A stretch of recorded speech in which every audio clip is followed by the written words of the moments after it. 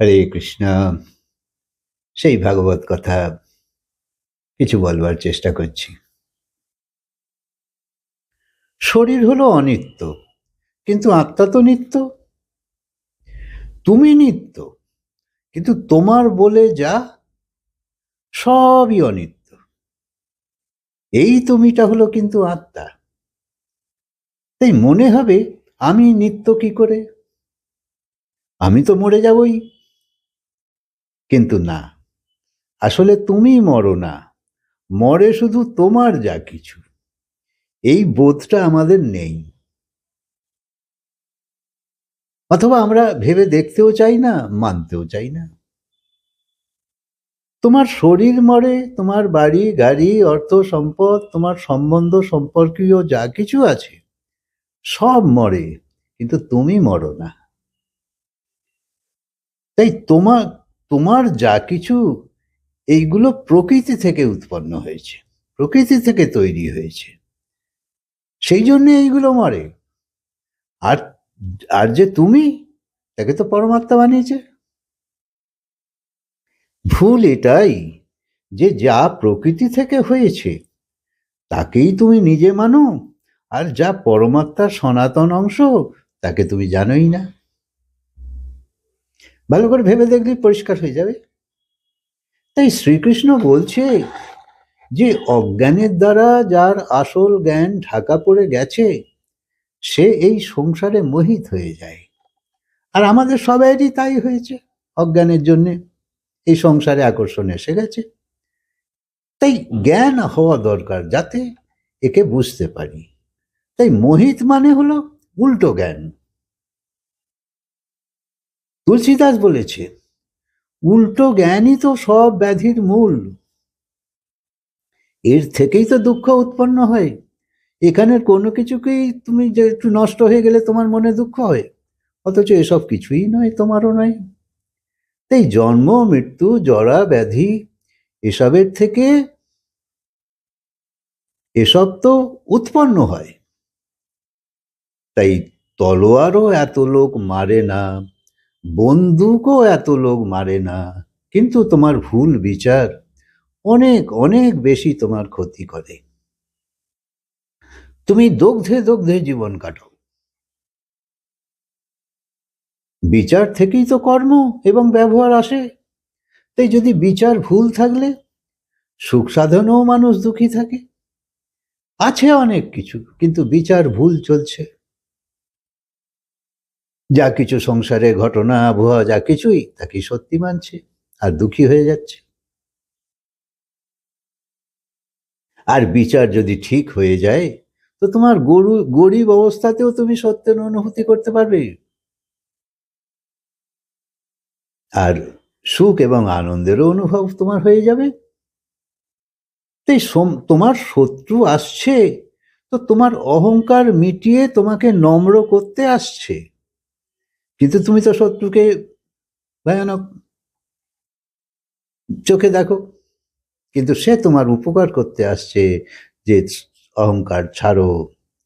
সে তো, এবং মিত্র যদি আসে তো তুমি তাকে অনুকূলতা দিচ্ছ।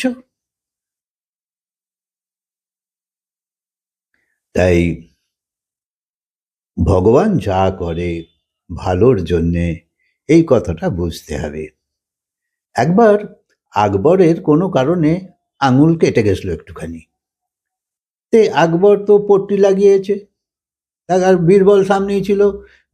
বীরবল বলছে যে সম্রাট যা হয়েছে ভালো হয়েছে। আকবর তো খুব রেগে গেল যে কি, আমার হাত কেটে গেছে আর তুমি বলছো যা হয়েছে ভালো হয়েছে, এই একে জেলে পুরে দাও। বীরবল কিচ্ছু বলেনি, বীরবলকে জেলে রেখে দিয়েছে, জেলে পুরে দিয়েছে। এবার কোনো কারণে সম্রাটের মনে শিকার করবার ইচ্ছা জাগলো। তো শিকার করবার ইচ্ছা জাগলো তো দলবল নিয়েই গেল। কিন্তু কোনো কোনো কারণে সম্রাট যেতে যেতে দলবলের সঙ্গে একটু হারিয়ে গেছে। তো হারিয়ে যেতে কোথাও ভুল জায়গায় পৌঁছে গিয়ে গভীর জঙ্গলে চলে গেছে। সেখানে ডাকাত দলরা থাকতো। ডাকাত দলরা দেখছে এ তো রাজা রাজা মনে হচ্ছে, গায়ে অনেক সব রত্ন সব রাশি রয়েছে। তাকে ধরে নিয়ে গেছে, ধরে নিয়ে গিয়ে আর মুখ বেঁধে, হাত পা বেঁধে, আর সম্পদ যা ছিল তার সঙ্গে সব তো লুটে নিচ্ছে। তারপর বলল, একে মায়ের সামনে বলি দেব, দিয়ে আমাদের যাত্রা আবার আগে বেরোবে। এইরকম অবস্থা। তো তখন সব তৈরি হয়ে গেছে যে এবার একে বলি দেওয়া হবে। তখন একজন দেখছে যে যে এর আঙুলে একটা কি যেন বাঁধা রয়েছে পট্টি। তো বলছে, তোমার হাত আঙুলে কি বাঁধা আছে? বললো, আমার আঙুল কেটে গেছিলো, সেই জন্য বাঁধা আছে। বললো, খোলো। খুলেছে, খুলে দেখছে যে হ্যাঁ, আঙুল কাটা। তখন বললো, তাহলে তো একে বলি দেওয়া যাবে না, খুঁত আছে, একে ছেড়ে দাও, এ হবে না বলি দেওয়া, খালি ওই যে সোনা দানা সব কেড়ে নিয়ে একে ছেড়ে দাও। তাই হলো। সম্রাট তো কোনো ক্রমে ফিরে এলো, তারপর দলবলের সঙ্গে বাড়িতে চলে এলো অর্থাৎ সিংহাসনে। এসে বীরবলকে ডেকে পাঠিয়েছে, বলছে ওকে বের করে নিয়ে এসো। তো বের করে নিয়ে এসছে। এসে বীরবল বলছে, হ্যাঁ সম্রাট বলুন, কি হুকুম? বলছে যে, তুমি যে বলেছিলে না যা হয়েছে ভালো হয়েছে, এই যা হয়েছে ভালো হয়েছে এই আঙুল কাটার জন্যই আমি আজকে বেঁচে গেলাম, নাহলে ডাকাতরা তো আমাকে কেটে ফেলতো। তখন বীরবল বলছে, আমি তো বলেইছিলাম প্রভু, যা হয়েছে ভালো হয়েছে। তখন সম্রাট বলছে, আচ্ছা আমার তো আঙুল কেটেছে বলে আমি বেঁচে গেলাম, ভালো হয়েছে, কিন্তু তুমি যে দুদিন জেলে থাকলে তো তোমার কি ভালো হলো? বললো, না হলে তো প্রভু আমাকেই তো ওরা কেটে ফেলতো, কারণ আমি তো তোমার সঙ্গে সঙ্গেই থাকতাম, তাহলে আমাকে জবাই দিয়ে দিত, তাহলে আমারও ভালো হলো। তো ভালো করে ভাবলে বোঝা যাবে যে পরমাত্মা সদা আমাদের হিতই করে। বাচ্চাকে যখন মা তেতো ওষুধ খাওয়ায়, তখনও তো তার ভালোর জন্যেই, যদিও বাচ্চার খেতে ভালো লাগে না, কিন্তু মা তো ছাড়ে না। আর যখন মিষ্টি দিচ্ছে, সে খুব ভালোবাসে, তাই তার তাই তুমি কেবল ভগবানের হ্যাঁ এর সঙ্গে হ্যাঁ মেলাও, অর্থাৎ ভগবান যা করছে ভালো করছে, কেননা সেই তো জগৎ পিতা, সে তো আমাদের সবাইয়ের মঙ্গলই করে। তাই নিজের ইচ্ছেই পূরণ হোক, এই দুরাগ্রহকে ছেড়ে দাও। ইচ্ছা জাগতেই পারে, পূরণ হবে কি হবে না ভগবানের উপর ছেড়ে দাও। নিশ্চিন্ত হয়ে ভজন করলে তবেই তো ভজনে রং আসবে। নিশ্চিন্ত হয়ে ধ্যান করলে তবেই তো ধ্যান টিকবে। তুমি যত দুঃখী হও, যদি ভগবানের শক্তির আশ্রয় করো তো পার পেয়ে যাবে। তাই এক হলো কুমার্গের কর্ম, আর এক হলো ভগবতীয় কর্ম। কুমার্গ মানে লোকে লোভ দেখায়, তুমি এখানে 1 পয়সা দাও, ওখানে গিয়ে অনেক টাকা পাবে। তা তুমি তো সেই অনেক টাকা পাবো সেই লোভেতেই তো তুমি এখানে দান করবে, তাহলে তাতে কি ফল হবে? হবে না, কারণ তুমি লোভ নিয়ে যাচ্ছ। আর ভগবতীয় কর্ম মানে এর বদলে কত পাবো তার চিন্তাই নয়, যে ভগবান যা করবে ভালোর জন্য, যা দেবে তাই আমার ভালো। তাই ভাবতে হবে, ভগবান যা করবে, যা করেছে সব ভালো করেছে, এখন যা হচ্ছে সব ভালো হচ্ছে, আর পরেও যা হবে তাও ভালোর জন্যেই হবে, কারণ সেই আমাদের পরম সুহৃদ, পরম পিতা। তাই কোনো রাজা যেমন তার নিমন্ত্রিত ব্যক্তি যদি গরিব হয়, গরিব তো বটেই, রাজার কাছে কেউ কেউ তো সমান হয়, এই রাজার কাছে যদি কোনো গরিব ব্যক্তি হলেও রাজার কাছে যদি আসে, তো রাজা কি করে?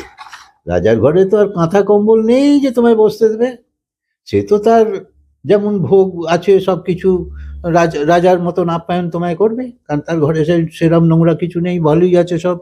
তো সেই রকম রাজার যে রাজা, সেই তো পরমাত্মা, আর তার প্রসন্নতার জন্য যখন কর্ম হচ্ছে, তখন সেও তো নিজের সম্মান অনুযায়ী তোমাকে দেবে। তাই রাজা তো জমি দিয়ে দেবে, অর্থ দিয়ে দেবে, এই সব দিয়ে দেবে, কিন্তু ভগবান সে তো নিজেকেই তোমায় দিয়ে দেবে, সেটাই পরম সম্পদ। এই ভাগবত কথা শুনতে শুনতে হৃদয়ে বিশেষ ধারা ভাগবত ভাবের উদয় হবে। এই রকম মন নিয়ে ভাগবত কথা শুনতে থাকো, কথা কখনো ছাড়বে না। এই কথা তোমার সব দুঃখকে মিটিয়ে দেবে। বিশ্বাস নিয়ে শুনতে থাকো। দুঃখ, কষ্ট, জ্বালা, যন্ত্রণা, অশান্তি, এই যে তিন তাপ আছে আমাদের সংসারে, এই তিন তাপ বারবার বলেছি, এই তিন তাপ থেকে তোমাকে সেই শুধু মুক্ত করতে পারে। তখন তোমার কর্ম সব ভগবত কর্ম হতে থাকবে। তোমার দুঃখের সময়ে শুধু ভগবানের স্মরণ করো, যে বাঁশির আওয়াজে সব পাপ তাপ সব তোমার থেকে হরণ করে নিতে পারে। ভগবানের প্রসন্নতা যখন তোমার মধ্যে প্রবেশ করবে, তখন 1 মিনিট বা 2 মিনিট যাই হোক, তুমি নির্দুখ হয়ে যাবে। সে এক অদ্ভুত ভেতরে ভাব আসে। তাই ঠিক করে স্মরণ করলে তুমি অনেক নিশ্চিন্ততার জীবন পেয়ে যাবে। কারণ সেই সব কিছু দুঃখহর্তা, সুখদাতা, ভুলে যেও না।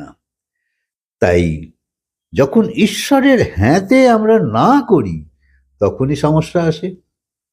নিজের বুদ্ধিতে, নিজের শক্তিতে আমরা বলি করে দেখিয়ে দেবো, আচ্ছা ভগবান বলছে হবে না, তখন তুমি ভগবানের উপর রাগ করছো যে আমি এত চেষ্টা করলাম, ভগবানই বিগড়ে দিল।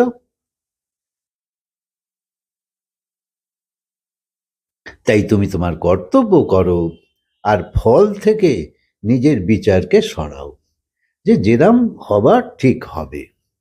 এতেই তোমার হৃদয়ে ভগবতীয় শক্তির অনুভব হবে। জীবনের যা কিছু মাহাত্ম্যপূর্ণ ঘটনা, তা তোমার হাতে নয়। হ্যাঁ, তুমি শরীরে রক্ত তৈরি হচ্ছে, তুমি জানো কিছু না? তোমার খাবার হজম করছে, তুমি তা জানো কিছু না? তুমি শ্বাস প্রশ্বাস নিচ্ছ, জানো কিছু না? এইগুলোই হচ্ছে শরীরের মুখ্য কর্ম। এগুলো তুমি নিজে করছো না, সব সে করছে। তাই জন্ম নেওয়া তোমার হাতে নেই, কবে মরবে, কোথায় মরবে, এ তোমার হাতে নয়, কোথায় জন্ম নেবে এ তোমার হাতে নয়, সব তার হাতে। তুমি না চাইলেও তো তোমায় মরতে হয়। তাই তোমার উপর কোনো একটা শক্তির প্রভাব আছেই। সেই শক্তি হলো পরমাত্মা। তাই আবার আবার জন্ম দিতে তো তুমি চাও না। তুমি এত কষ্ট পেলে পেলে মরে যাবার সময় ভাবছো বাবা আর জন্ম নিয়ে কাজ নেই, কিন্তু তাও তো তোমায় আসতে হয়। তাই অন্ন থেকে রক্ত হওয়াও তোমার হাতে নেই, এসব ঈশ্বরীয় ব্যবস্থা। তাই তুমি যখন ভোজন করছো, তখন তার থেকে 3 অংশ ছড়িয়ে পড়ে। ভোজন যখন খাচ্ছ 3 অংশ উৎপন্ন হয়। সাত্ত্বিক অংশ থেকে মন বুদ্ধির পুষ্টি হয়। সেই জন্য যত ভালো অন্ন গ্রহণ করবে, তত তোমার মন বুদ্ধি পুষ্ট হবে, সুন্দর হবে। মধ্যম অংশ থেকে তোমার মাংসপেশি, রক্ত এইসব উৎপন্ন হয়। আর তৃতীয় অংশ বর্জ্য পদার্থ হিসেবে বেরিয়ে যায়। কিন্তু এই মাহাত্ম্যপূর্ণ কাজ তুমি কর্তা হয়ে করছো না, তুমি তো কিছু জানোই না, কিন্তু এগুলো তোমার সঙ্গে হয়ে চলেছে। তাই এখানে তুমি যেমন কর্তা নও, সেরকম অন্যান্য কর্ম থেকেও নিজের কর্তাভাবকে হাঁটাও। অর্থাৎ ভার নিও না, নির্ভার হয়ে যাও, সেই রকম কাজ করো। নিরহংকার হয়ে যাও, সেই রকম কাজ করো। তাই ভজ কৃষ্ণ ভজ। হরে কৃষ্ণ। কথা কাজকে বিরাম দিই, আবার বলবো।